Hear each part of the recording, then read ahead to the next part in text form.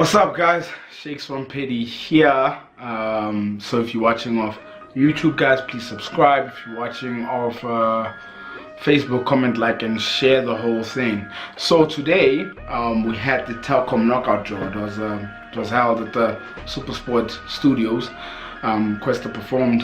I do feel the crowd was the wrong crowd for Questa, because like everybody was just so, I don't know, they were just sitting. No one really doing much, you know. It didn't seem like it was quite a vibe.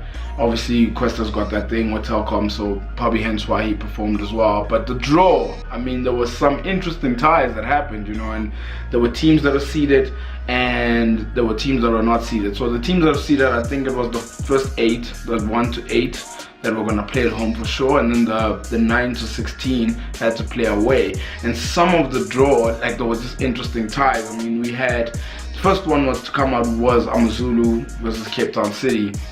A very interesting tie as well, because I really feel like both teams don't sit back. I think AmaZulu have proved that this season. They don't sit back. Benny McCarthy doesn't know how to defend.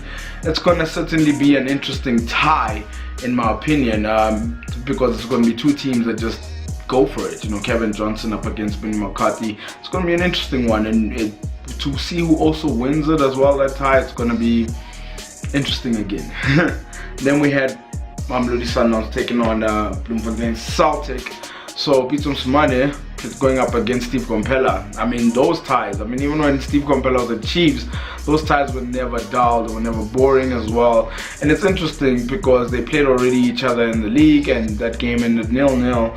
So, and also Bloemfontein Celtic seemed so hard to break down, you know, even with the quality of Mamelodi Sundowns in the league that they played, they just found it hard to break down a Bloemfontein Celtic side like that. But now this knockout tournament now, you know, so it's one of those things you sort of feel like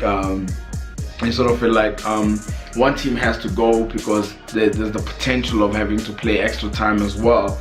And I think it's interesting tie as well was Orlando Pirates hosting Chippa United. So this is a tie that sees Eric Tinkler going back to his former club. Obviously, he'll probably want to make a statement of some sort, and Eric Tinkler has a knack for wanting to do well in cup competitions. The way he did well was Pirates taking them to the final of the CAF competitions as well as also winning this cup tournament with Cape Town City as well. So I mean, he's obviously got some sort of cup pedigree. In a once-off game, he can beat you and all that stuff. So, and plus it's Orlando Pirates on the cards here, and Orlando Pirates haven't won a trophy in a while, remember that.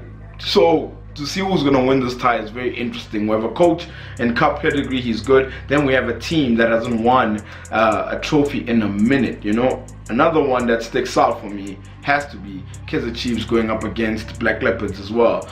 Both teams as well, very attacking. I do feel though that Kaizer Chiefs is far more structured than what Leopards are, because Leopards, even like when they go away from home, they just attack, and unfortunately they leave gaps behind. And what we've seen this season with Black Leopards as well is the whole naivety. Sometimes they're naive, man. They're naive because they think that maybe they can outscore every other team, but that's not the case.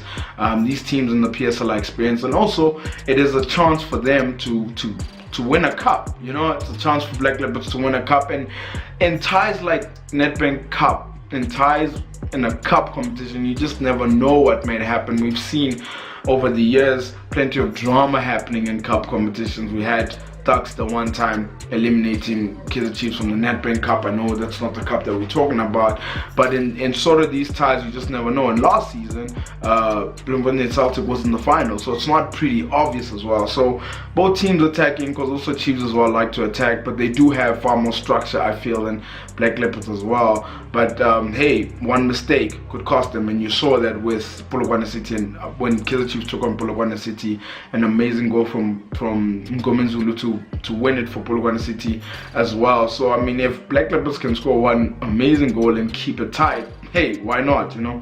And last tie for me that also caught my eye with regarding this tie as well was Free State Stars going up against Bidvest Wits. That for me also caught my eye, because we're talking about two managers here that are technicians per se, that are tactically aware as well, and Luke Amel and and as well as Gavin Hunt as well. So I mean, Gavin Hunt has been in the country for so long, and he's won trophies throughout his career, you know, and just seeing the way Wits are playing now, they're just so strong. They're really so strong. So it's kind of crazy because they're going up against Luke Emil, who did win the Nedbank Cup last season. So also in cup competitions with him, he's not doing too badly as well. So with those two, tactically, it's just going to be a game of tactics. I do feel like it won't be a lot of goals in that game because, yeah, they're two managers for me, or two coaches for me, that just want to just take the result. They just want to win at all costs. That's what it is. They're not into that whole let's try outscore, let's leave gaps at the back. It's very tactical and all that. So, and with regards to the whole Telkom Knockout and everything, I mean, that I just mentioned, there was just some ties that people would probably like to look out for and all that stuff. But when I look at it again, I do think, to be fairly honest, I do think the likes of Chiefs, Pirates and Sundowns, the supposedly big three, I think they should be able to get past this round. I really think they should be able to get past this round. But in Telkom Knockout, in knockout competition, you just never know what might happen, and it's going to be very interesting. I actually can't wait to see some of the games just from a footballing front and football neutral front as well. So yeah, let me know what ties you're looking forward to. But anyways, please comment, like and share the video. If you're watching on YouTube, please subscribe. Thank you very much for watching.